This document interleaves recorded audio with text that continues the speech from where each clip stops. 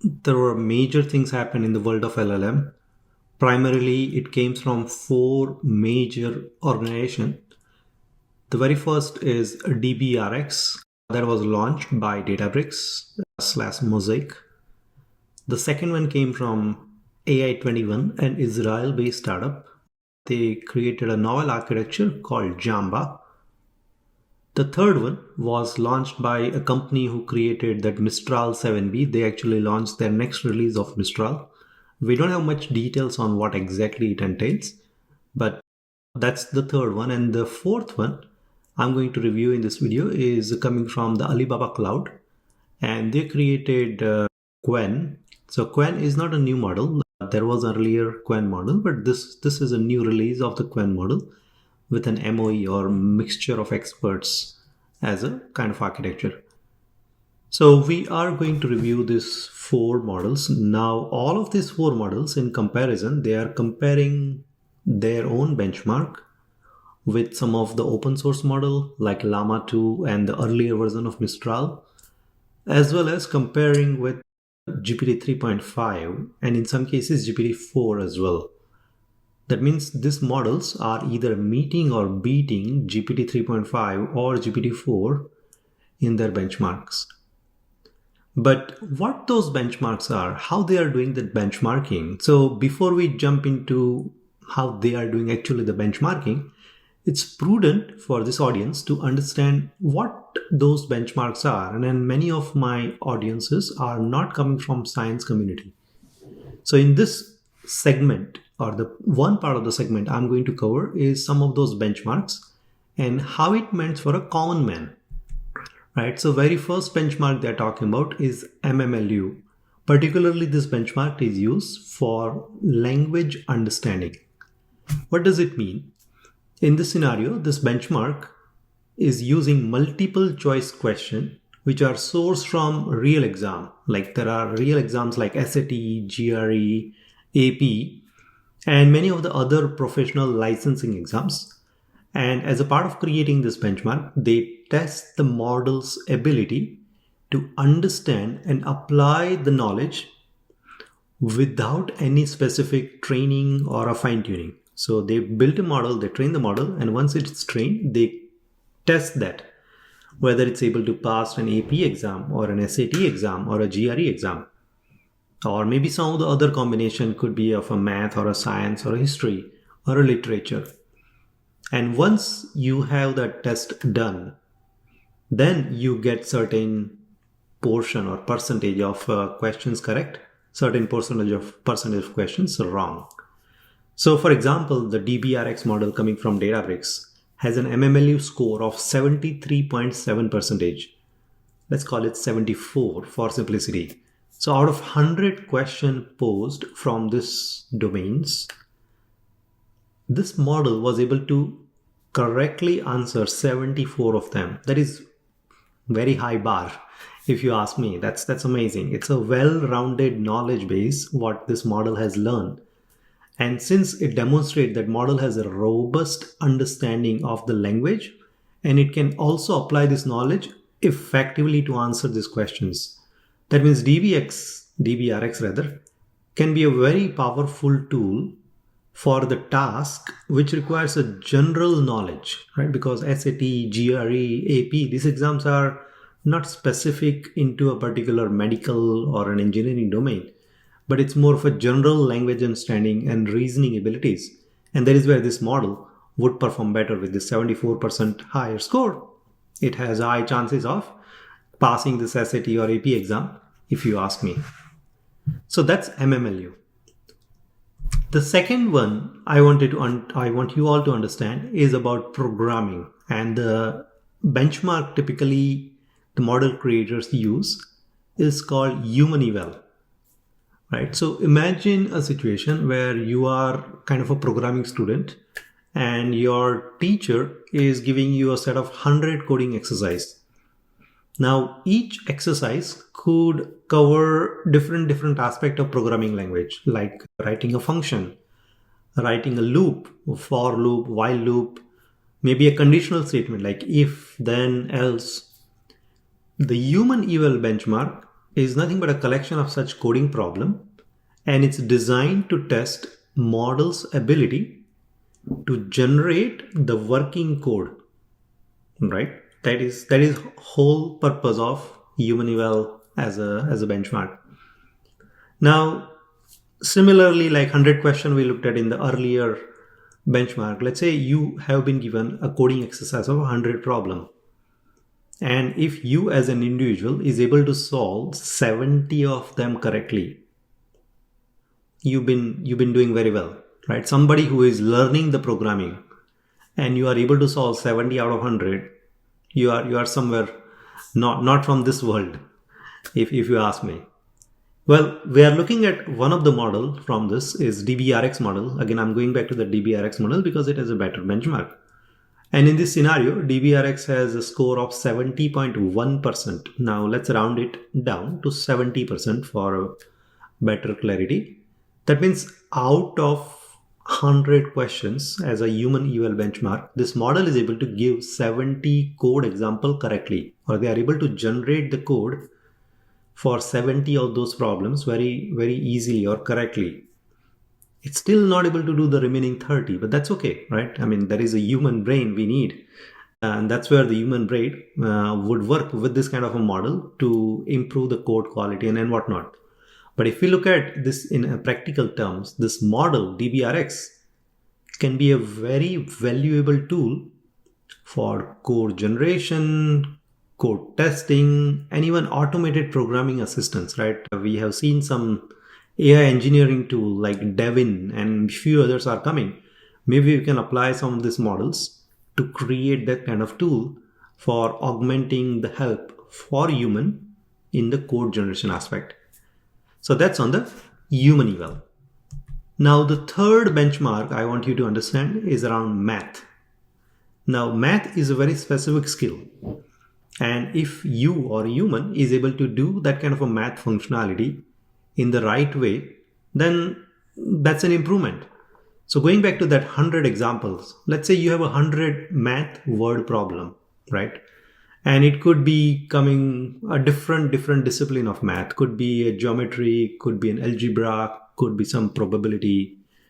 And all of these problems are designed to test whether you understand the question, identify the right information from this problem statement, and then solve the problem step by step, right? So one example could be, okay, what is the distance between New York and LA? Now, there could be a simple ask question of New York and LA, and then somebody can go and search on internet and give you an answer. But what if I ask you a question that, okay, how many basketball you can put between New York and LA? Now for that, the model or whoever is thinking, that's let's say human is evaluating that, they need to understand what is the distance between New York and LA. And from that distance, they have to figure it out. Okay, what is the size of that basketball? And based on that, divide that size from the original distance, what they have found between New York and LA. And the answer could be in the range of 13 million basketball or 14 million basketball, depends on what is the size of your basketball and where you are counting from New York to LA. But if model is able to do this kind of math calculation with a step-by-step reasoning, that is where the benchmark like GSM 8K comes in picture. Now, if you as a human is able to solve 67 out of 100, your brain is somewhere higher bar, because quite often not many people would be able to solve this kind of problem in a step-by-step manner. But let's assume that a model is able to do that route. I mean, I'm going again with the DBRX because DBRX has a good score of 67% on the GSM 8K benchmark. But this model is able to really solve many of these math problem in algebra, in geometry, in probability, and many more. And it's impressive because it's not only DBRX can comprehend the language, which we saw in the earlier benchmark, but it'll also understand the math. So kind of combining language understanding and combining math capabilities, it's a very powerful model we can think from that angle point of view. Okay, so that's on the math GSM 8K. The fourth one is about hella swag. Now, it's kind of a weird naming here, but imagine that you are reading a collection of short stories, very small stories, but each story is missing the ending. So you have the beginning, you have somewhat middle, and you have to come up with an ending, right? And you have to come up with an ending which is either most appropriate or most likely ending based on the information what you see in the beginning and the middle. And this benchmark, the LLaSwag, is kind of work in the similar fashion, right? But it's designed to test the model's ability to understand the context, because it needs to know what is in the beginning, what is in the end, and then make a reasonable inference based on that given information, right? So for example, let's say we have the simple scenario on the screen here that Raj went to beach for a swim. He brought his towel, sunscreen, and fill in the blanks.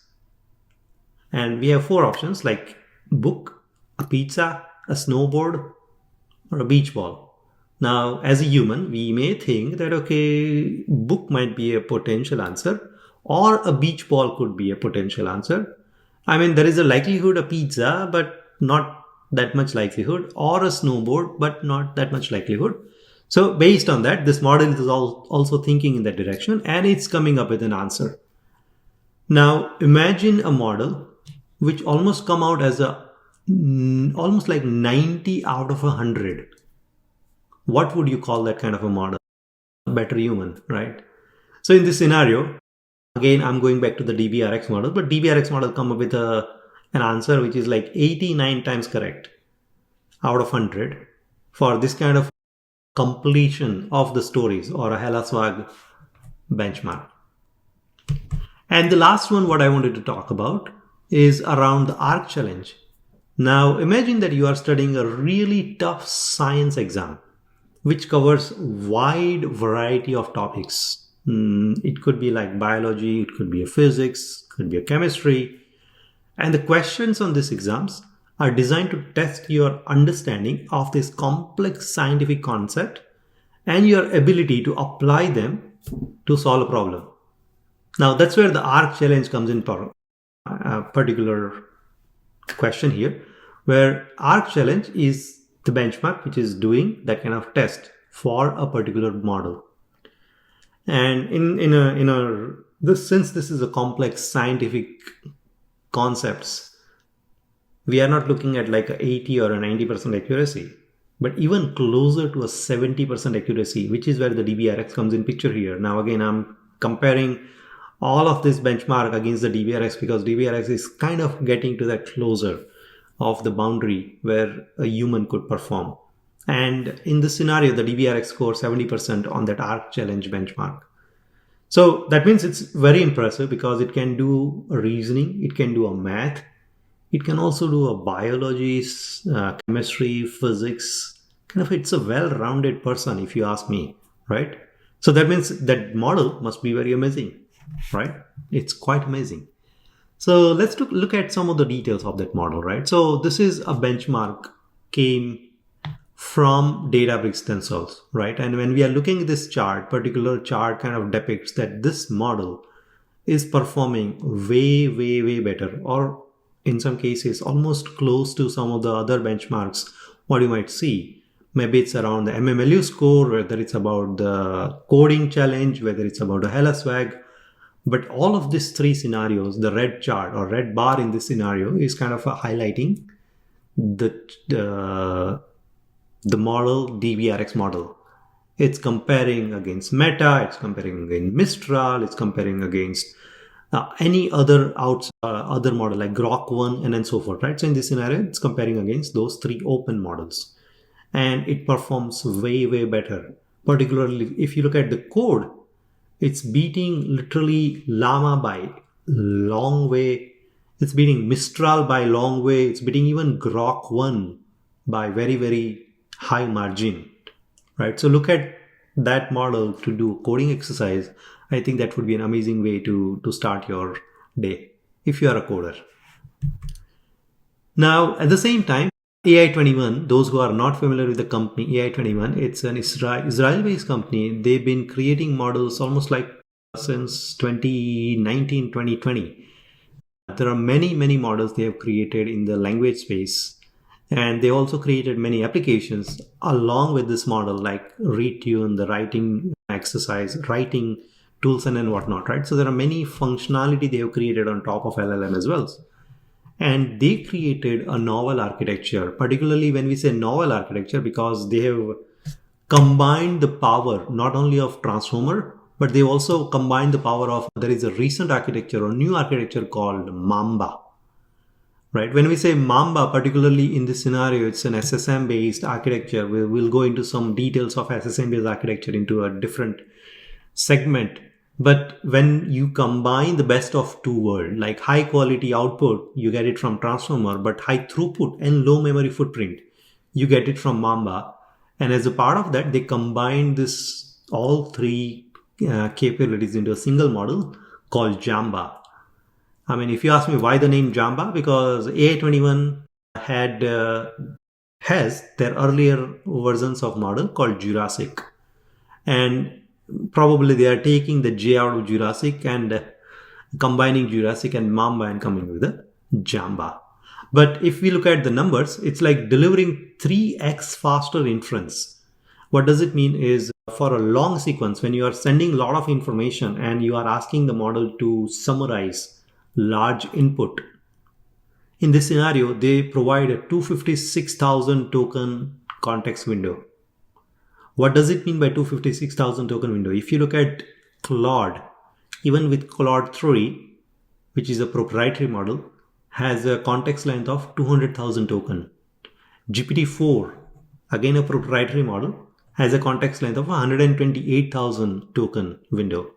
Now this one, Jamba, an open source model, Apache 2.0 license, that means very permissive license, you can take the model and do whatever you want, has a context length of a 256,000 token window.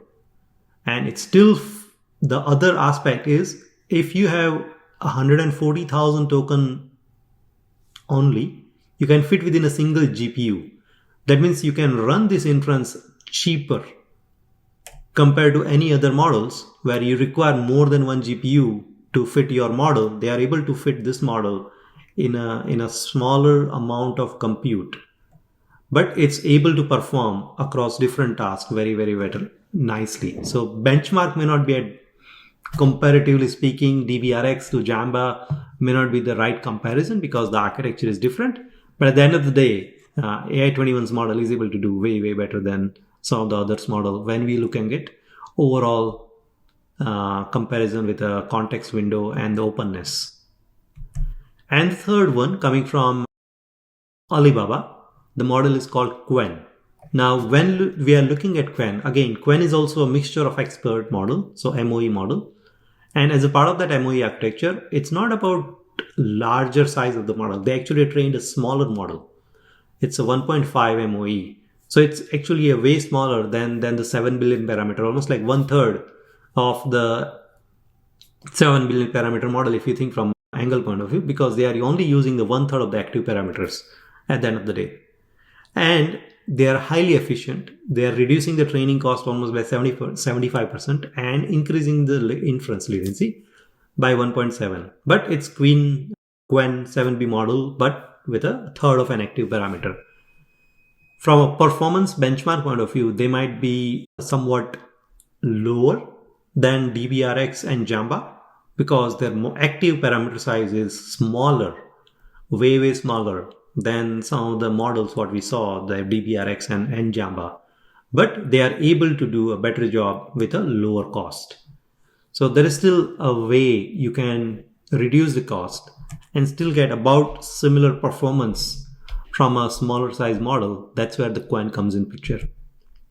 So this is a quick comparison of a table. Now, each of this data, of course, is coming from each model provider, but I have kind of combined all of that in a single view where what you see is a table on the top where comparing Qwen, the DBRX and the Jamba, and with a different benchmark of where they are performing. As we can see, the MMLU, for example, its DBRX is probably performing at the best, but it doesn't mean that Qwen or Jamba is behind way far, right? They are in 62 versus 73 versus 67.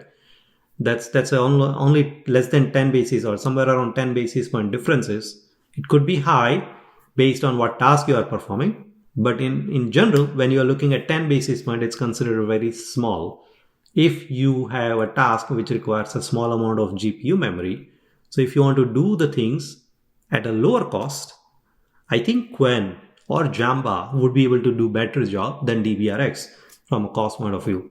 And again, I go through each and every component of this benchmark and compare against each of them, right? So DBRX, as we can see, being an orange line in the chart here, is highest performing compared to any other model on any of those two models in any of those benchmark.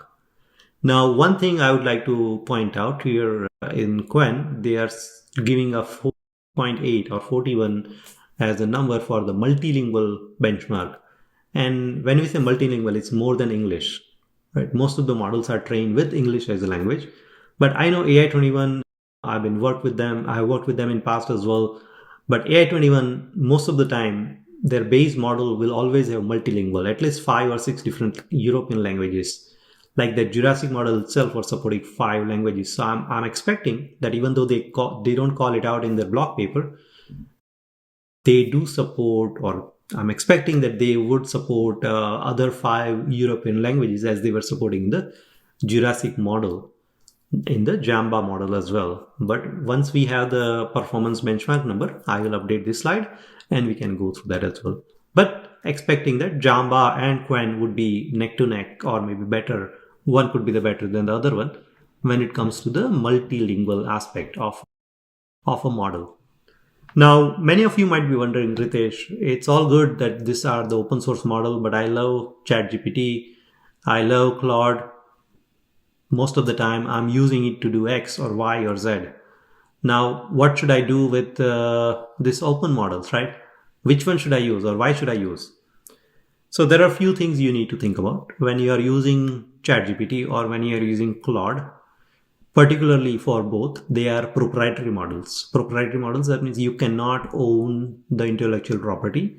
If you are changing the model, like customizing or tuning, fine-tuning the model, for example, if they offer you the fine-tuning, you cannot own the fine-tuned version unless you work directly with them and pay a few $1 million or whatnot. Versus, in comparison, when you are using open source model, any of these 3 model, or there are other open models like LLaMa 2 and whatnot, you technically can deploy wherever you want. Being an open source, the model creators would allow you to run wherever you want. And if the model has an open license, then technically you own the IP of those model if you are changing anything in the model.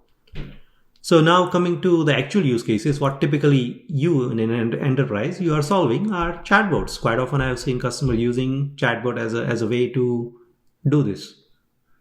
Now in this scenario, when you want to do a chatbot, which model would you go after?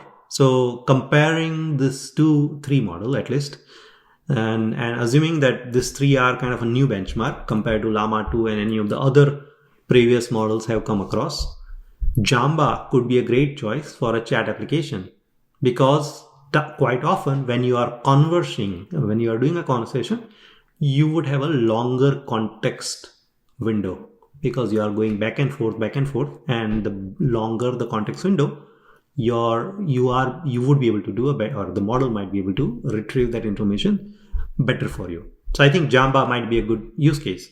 At the same time, DBRX has a strong performance across multiple benchmarks. So it might be able to do a reasoning way better, or it might be able to answer some of the science or a math question better. But you might be bounded by the context window, what DBRX has to offer as a part of that.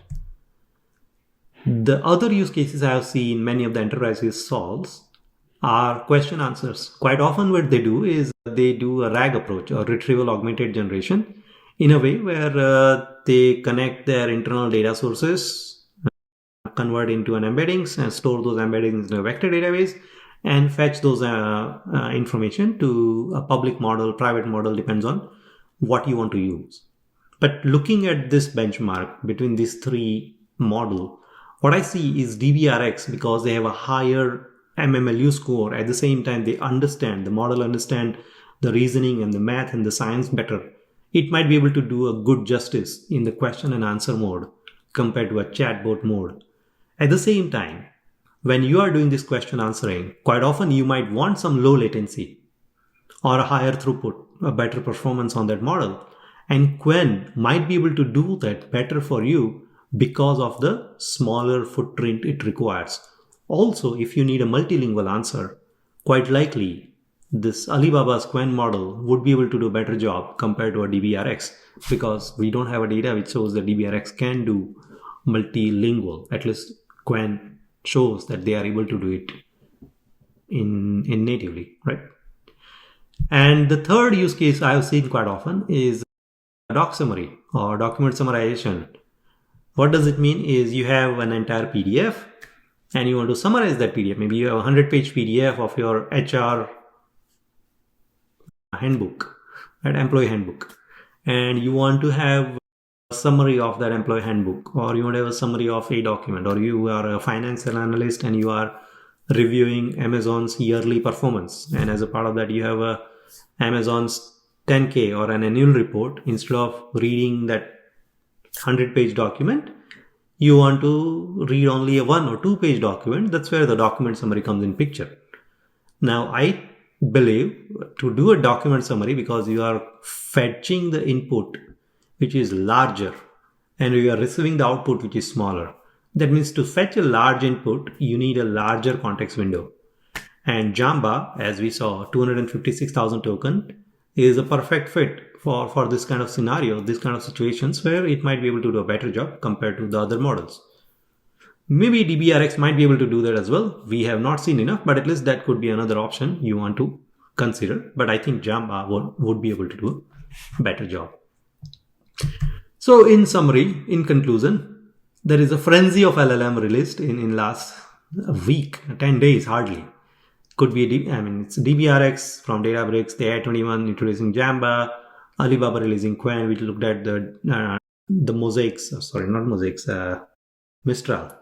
Mistral's next release as well, but we don't have much information.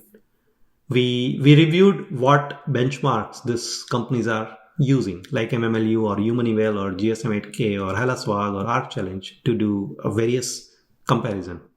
We also looked at each model's strength, like where they perform, where the Qwen is, where the DBRX is, where Jamba is. And eventually we applied this to a real life scenario, like a chatbot, like a question answer or a doc summary, and see which one you might want to use for your own use cases. But all I want to say is this competition is really heating up now. Now, initially we only had 1 or 2 choice when it comes to the open models, like we had LLaMa 2, some point somebody was reviewing Mistral or Mistral, the MOE model. Now, all these 3 new models are MOE or mixture of experts model. At the same time, all 3 are kind of neck to neck each other. Yes, DBRX is kind of all at top at every benchmark, versus Jamba is kind of a close second, versus Qwen is kind of a third, but I would not call them a third because it was a very small model, relatively speaking, compared to Jamba or DBRX model.